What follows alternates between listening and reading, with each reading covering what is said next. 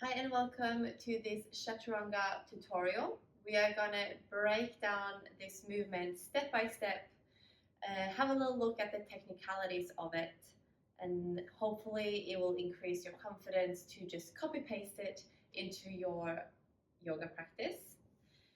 So let's start on our hands and knees in our tabletop. And then move your hands forward a little bit so that you can shift the hips into your low plank. Right, so that it's a plank position, but with the knees on the floor. We will get up and hold our plank eventually, but let's start here. So the first thing I want to address is the moving forward of the shoulders when you come down.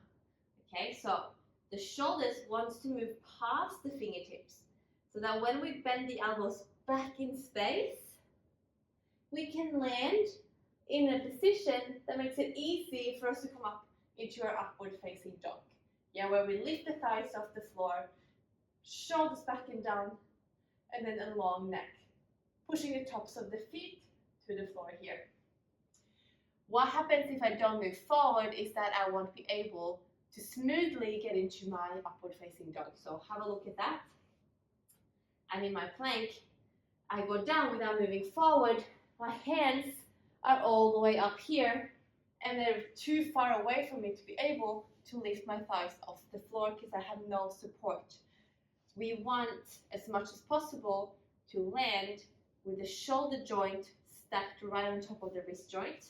And here I got lots of support to lift my thighs and my hips off the floor for an upward facing dog. So there is the moving forward, right? And then there's also the hugging in of the elbows, not letting them splay out wide. Like, it's important here.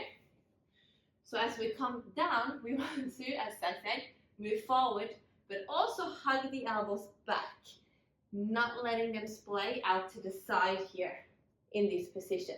They want to be glued in towards the ribs so that they can easily just push straight into your up dog. The hugging in of the elbows also is the groundwork for a lot of the positions we do in yoga practice in general. And also if you are practicing arm balances, it is a very necessary strength to work on hugging the elbows in. Okay, we have fingertips slightly turned out, index finger pointing forwards. We have moving forward, so the shoulders comes past the fingertips here, and then hugging in of the elbows as we lower down, so that we are correctly in place to come into our upward facing dog. And the next thing I want to address is the coming down. So we don't want the hips to drop. Now let's move into our full plank. If you are still with me, shoulders stacked over wrists, and then full plank. What I see very often here is, even if all of this is correct, we move forward, we hug the elbows in, the hip starts to drop, and we land hips first, and then the chest, okay?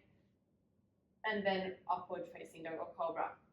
We would like, more than anything, to dip the chest down first. So a little extra lift of the hips, but mostly just a very strong hold of the abdominals and the core here. So when we come from your plank to move forward, as I start to bend the elbows, I keep my hips level with the shoulders, and I let my chest drop first, then my hips, and then I reset chest up first, and then the hips for an upward facing dog. And the last thing I would like to address is the alignment of the neck. So whether you move into your cobra or your up dog, it doesn't really matter, but in the back bend that you get to, so let's come all the way down first. Now very often through the Chaturanga, the shoulders roll forward a bit. So when you enter your back bend, you want to make sure that the shoulders move back and down, the chest is up, and the neck is long. So you can definitely look forward, but be wary of breaking the neck back and letting the shoulders roll inwards. So once again, shoulders back, neck long. If you're in your up dog, thighs off the floor, so you lift the lower belly up and in, and you have a very strong back bend here. Or if in your cobra, shoulders back and down, push the hips into the floor so you can lift the chest up and gaze slightly forward. This is where we normally end up. Here, we want shoulders back and down, chin slightly tucked into the chest, strong, strong back body, and then melt down. Okay, that was the breakdown of Chaturanga. Let me know if you have any other questions that you would like answered in relating to your Chaturanga practice. Thank you for watching, and hopefully I'll see you in my next video.